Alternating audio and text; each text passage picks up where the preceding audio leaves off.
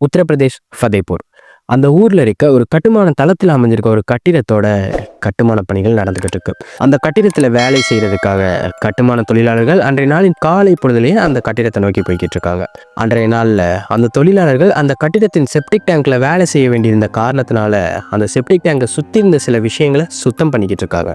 அப்படி சுத்தம் பண்ணி முடிச்ச பிறகு அந்த செப்டிக் டேங்கோட மூடியை ஓப்பன் பண்றாங்க. அதை திறந்து பார்த்த அவங்களுக்கு காத்திருந்த அதிர்ச்சி, ஒரு பெண்ணின் நிர்வாணமான உடல் அந்த தொட்டியில இருந்த நீர்ல மிதந்துகிட்டு இருக்கு. இதை பார்த்து அவர்கள் பயத்துல உடனே காவல்துறையினருக்கு தகவலை தெரிவிக்கிறாங்க. காவல்துறையினரும் உடனே அங்க வராங்க. அங்க வந்த காவல்துறையினர் அந்த பெண்ணின் உடலை மீட்டு பார்த்தா அடையாளம் தெரியக்கூடாது அப்படிங்கிற காரணத்துக்காகவே அந்த பெண்ணின் முகம் பயங்கரமா சிதைக்கப்பட்டிருக்கு. ஏதோ ஒரு கனமான பொருளை வச்சு தாக்கியிருக்காங்க அப்படிங்கிற விஷயம் மட்டும் காவல்துறையினருக்கு தெரியுது. உடனே காவல்துறையினர் தடயவியல் நிபுணர்கள் அங்கே வர வச்சு தடயங்களை சேகரிக்க ஆரம்பிக்கிறாங்க. அதே மாதிரி பக்கத்தில் உள்ள மக்கள் கிட்டையும் ஏதாவது தகவல்கள் கிடைக்குமான்னு சேகரிக்க ஆரம்பிக்கிறாங்க. இந்த வழக்கோட இறுதியில் இந்த விஷயத்தை யார் பண்ணது அப்படிங்கிறத தெரிஞ்சுக்கிட்ட காவல்துறையினருக்கு மிகப்பெரிய ஷாக்காக இருந்துச்சு. இதை யார் பண்ணாங்க அப்படிங்கிறத தாண்டி இதை எப்படி நிகழ்த்தினாங்க அப்படிங்கிறத கேட்ட காவல்துறையினர் மிரண்டு போய் நிற்கிறாங்க. அப்படி அந்த பெண்ணுக்கு என்னதான் நடந்திருக்கும் அப்படிங்கிறத பற்றி தான் இந்த காலையில் நம்ம பார்க்க போகிறோம். இந்த சம்பவம் எங்கிருந்து ஆரம்பிக்குதுன்னா, ஜனவரி 19, 2024 ஃபதேபூர்ல அமைஞ்சிருக்க ஒரு காவல் நிலையத்துக்கு ஒரு தம்பதி வந்து என்னுடைய மகள் காணாம போயிட்டான்னு ஒரு புகாரை கொடுக்குறாங்க. காவல்துறையினர் என்ன நடந்தது ஏது நடந்ததுன்னு முழுசா விசாரிக்கும் பொழுது அவங்க சொல்ற விஷயம், என்னுடைய மகள் எங்க வீட்டின் பின்புறத்துல இருந்த கால்நடைகளுக்கு தீவனம் போட்டுக்கிட்டு இருந்த அவ இன்னும் வீட்டுக்குள்ள வரலையேன்னு வெளியே போய் பார்த்தா அவளை ஆளை காணோம். அக்கம் பக்கத்துல போய் கேட்டு பார்த்த பொழுதும் கூட அவள் இங்க வரலன்னு தான் சொன்னாங்க. நாங்களும் வெகு நேரமா நிறைய இடத்துல தேடணும், அவளை கண்டுபிடிக்கவும் முடியல. அவளை தொடர்பு கொள்ளலாம்னு நினைச்சா அவளுடைய செல்போனும் கூட வீட்டில் தான் இருக்கு. அவள் எங்க போயிருப்பானே தெரியல. கிட்டத்தட்ட மாலை நேரம் ஆயிடுச்சு. எங்க கிட்ட சொல்லாம எங்கேயும் போக மாட்டா. அதனால யாராவது அவளை கடத்திட்டாங்களோ அப்படிங்கிற பயத்துல தான் நாங்கள் புகார் கொடுக்க வந்திருக்கோம்னு அவங்க சொல்லியிருக்காங்க. காவல்துறையினரும் ஆரம்பத்தில் யாரும் அந்த பெண்ணை கடத்திட்டு போயிட்டாங்க அப்படிங்கிற கண்ணோட்டத்தில் தான் விசாரணையை ஆரம்பிக்கிறாங்க. அப்படி விசாரணையை ஆரம்பிச்ச பொழுதுதான் ஒரு கட்டிட தளத்திலிருந்து அந்த காவல் நிலையத்துக்கு ஒரு புகார் வருது. காவல்துறையினர் அங்கே போய் பார்த்தா அடையாளம் தெரியாத ஒரு பெண்ணின் உடல் இருந்திருக்கு. காவல்துறையினர் அந்த பெண்ணின் உடலை மீட்டு அதை பிரேத பரிசோதனைக்காக அனுப்பி வைக்கிறாங்க. அதே மாதிரி தடயவியல் நிபுணர்களை வர வச்சு அங்கே ஏதாவது தடயம் கிடைக்குமான்னு சுற்றி பார்க்குறாங்க. அங்கே இருந்ததோ சில சிப்ஸ் பாக்கெட்டுகளும் டம்ளரும் மட்டும்தான். காவல்துறையினருக்கு அந்த தடயங்கள் மேலே இருந்த கேள்வி என்னன்னா, இது கட்டுமான பணி நடந்துட்டு இருக்க கட்டிடம் அப்படிங்கிற காரணத்தினால பக்கத்தில் உள்ள நபர்களே கூட இங்கே வந்து மது அருந்திட்டு இதை போட்டுட்டு போயிருந்திருக்கலாம், இல்லைனா ஏதாவது விஷயத்தை சாப்பிட்டுட்டு இங்கே போட்டுட்டு போயிருந்திருக்கலாம்.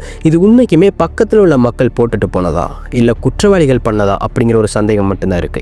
சிசிடிவியை வச்சு செக் பண்ணலான்னு பார்த்தா பக்கத்தில் எந்த விதமான சிசிடிவி கேமராக்களும் இல்லை. அக்கம் பக்கத்தில் கேட்டா கூட அவங்களும் எந்த விதமான சந்தேகப்படுவதற்கான நடவடிக்கைகளை சில நாட்களாக பார்க்கவே இல்லைன்னு சொல்லியிருக்காங்க. அந்த மக்கள் இந்த மாதிரியான ஒரு பதிலை தெரிவிக்கவும் காவல்துறையினர், நீங்கள் தினமும் இந்த தொட்டியை திறந்து பார்ப்பீங்களா இல்லை பல நாட்களுக்கு ஒருக்கா திறந்து பார்ப்பீங்களா அப்படின்னு கேட்டப்ப அந்த தொழிலாளர்கள், நாங்கள் தினமும் திறந்து பார்ப்போம், இன்னைக்கு தான் இந்த உடல் இருக்கு, நேற்று நாங்கள் வேலையை முடிச்சுட்டு போன வர கூட இந்த உடல் இந்த தொட்டிக்குள்ளே இல்லைன்னு சொல்லியிருக்காங்க. காவல்துறையினருக்கு அப்பதான் புரியுது, நேற்று இரவு தான் இப்படி ஒரு சம்பவம் நடந்திருக்கு. அந்த நேரத்தில் காவல்துறையினருக்கு ஞாபகம் வர இன்னொரு விஷயம், இப்போ கண்டுபிடிக்கப்பட்ட பெண்ணின் வயதை ஒத்த மாதிரியே இன்னொரு பெண் காணாம போயிட்டாங்கன்னு அந்த பெண்ணின் பெற்றோர்கள் வந்து புகார் கொடுத்தாங்க. காவல்துறையினர் ஒருவேளை அவங்களோட மகளா இருக்குமோன்னு சொல்லி அவங்கள மருத்துவமனைக்கு வரவழைக்கிறாங்க. அந்த தம்பதியினரும் பயத்தோட அந்த மருத்துவமனைக்கு போறாங்க. அங்க போய் பார்த்தா அந்த பெண் யாரு அப்படிங்கிறத அந்த தம்பதியினரால அடையாளம் காண முடியல. காரணம், அந்த பெண்ணின் முகத்தை பயங்கரமா சிதைச்சிருக்காங்க. காவல்துறையினர் வேறு ஏதாவது அடையாளத்தை வச்சு இது உங்க மகளா இல்லையான்னு சொல்ல முடியுமா அப்படின்னு கேட்டப்ப அவங்களுடைய உடலை சுத்தியும் பார்த்துட்டு ஒரு சில அடையாளங்களை பார்த்த பிறகு இது அவங்களுடைய மகள் தான் அவங்க கன்ஃபார்ம் பண்றாங்க. உடனே அந்த பெண்ணின் உடலை பார்த்து அவங்க கதறி அழுக ஆரம்பிக்கிறாங்க. காவல்துறையினர் அவங்கள சமாதானப்படுத்தி, உங்களுக்கு யார் மேலே சந்தேகம் இருக்கான்னு கேட்டப்ப அதற்கு அந்த தம்பதியினர், என்னுடைய மகளின் கணவர் குடும்பத்தார் மேல இப்ப எனக்கு ஒரு சிறிய சந்தேகம் வருதுன்னு சொல்றாங்க. காவல்துறையினர் இதையே நீங்க முன்னாடியே சொல்லலாம் அப்படிங்கிற மாதிரியான விஷயங்களை கேட்கும் பொழுது, என்னுடைய மகளுக்கும் அவருடைய கணவரின் குடும்பத்தினருக்கும் சில நாட்களாக வாக்குவாதம் போய்கிட்டு தான் இருக்குது. அது சிறிய பிரச்சனை தான், அது பெரிய அளவு போகாது. அப்படியே பெரிய அளவு போனாலும் இந்த மாதிரியான விஷயங்களை அவங்க பண்ணுவாங்களா அப்படிங்கிற கேள்வி எனக்கு இருந்தது. அதனால் அவங்க பண்ணியிருக்க வாய்ப்பு ரொம்பவே கம்மி. ஆனால் அவங்க தான் பண்ணியிருப்பாங்களோ அப்படிங்கிற சந்தேகம் மட்டும் எனக்கு இருக்குன்னு அந்த நபர் சொல்லியிருக்காரு. காவல்துறையினர் என்னதான் அவர் அப்படி சொன்னாலும் அந்த குடும்பத்தினர்கள்ட்டையும் விசாரிக்கலான்னு விசாரணை மேற்கொள்கிறாங்க. அந்த பெண்ணின் கணவர் பெயர் நங்குலோத்தி. அந்த நங்குலோத்தி துபாயில் இருக்கார். அதனால அவர் இந்த விஷயத்த பண்ணியிருக்கிறதுக்கு வாய்ப்பு கிடையவே கிடையாது. அதனால அவருடைய சகோதரர்களான ரோஹித் லோத்தி, சோனு லோத்தி இவங்க கிட்ட முதல்ல காவலர்கள் கேள்விகளை கேட்க ஆரம்பிக்கிறாங்க. அந்த பெண்ணின் உடல் கண்டுபிடிக்கப்பட்ட மாலை நேரத்திலேயே அந்த கணவரின் சகோதரர்கள் கிட்ட விசாரணைக்கு போய்கிட்டு இருக்காரு.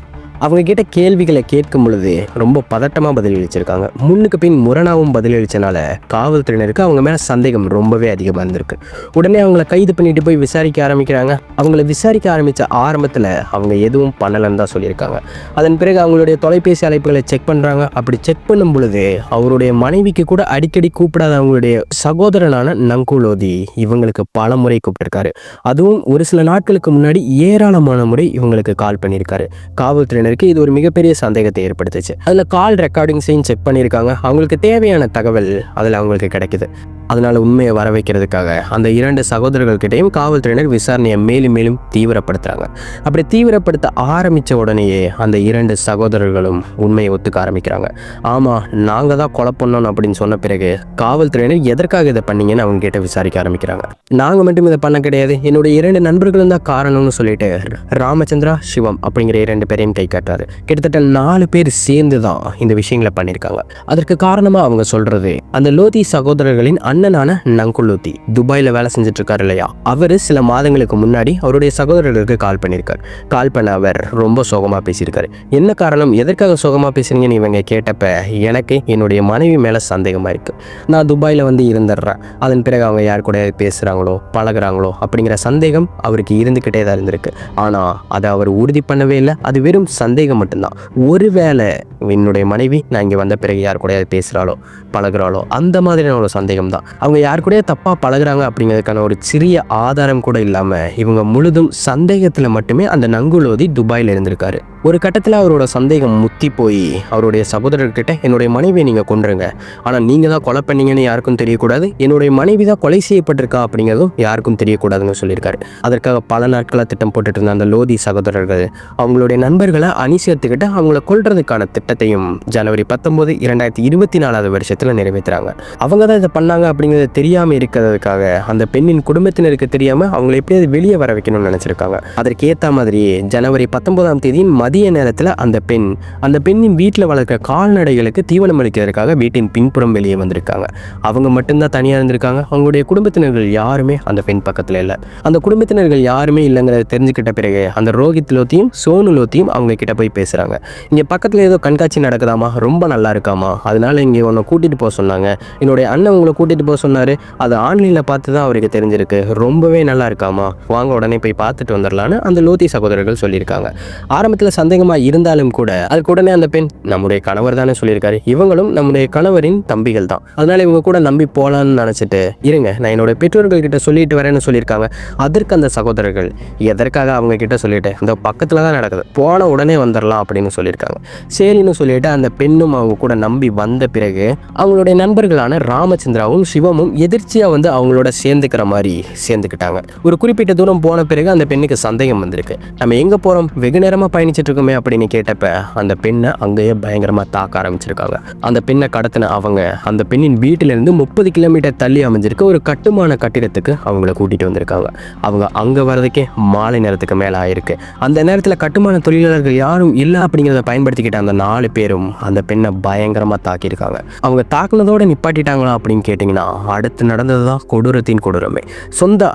சொந்த அண்ணனோட மனைவி அப்படிங்கிறது கூட யோசிக்காம அந்த ரோஹித் லோத்தியும் சோனு லோத்தி, ராமச்சந்திரா, சிவம் இவங்க எல்லாரும் சேர்ந்து அந்த பெண்ணை கற்பழிக்க ஆரம்பிச்சிருக்காங்க.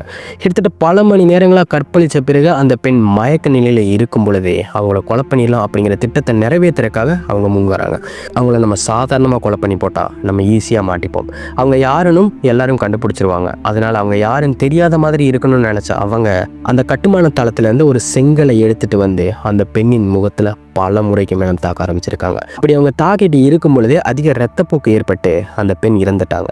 அந்த பெண் இறந்து போயிட்டாங்க அப்படிங்கிறது தெரியாமலேயே அந்த பெண் யாருன்னு யாரும் கண்டுபிடிச்சிடக்கூடாது அப்படிங்கிற நோக்கத்தோட அந்த பெண்ணோட முகத்தில் மாறி மாறி பல மணி நேரங்களுக்கும் மேலே செங்கலை வச்சு அடிச்சிருக்காங்க. இறுதியாக ஒரு கட்டத்தில் அவங்க இறந்து போயிட்டாங்க அப்படிங்கிறத உறுதி பண்ண பிறகு அவங்களோட உடலை அதே கட்டிடத்தில் அமைஞ்சிருந்த செப்டிக் டேங்கில் போட்டுட்டு அவங்க 4 பேரும் அங்கேருந்து கிளம்பியிருக்காங்க.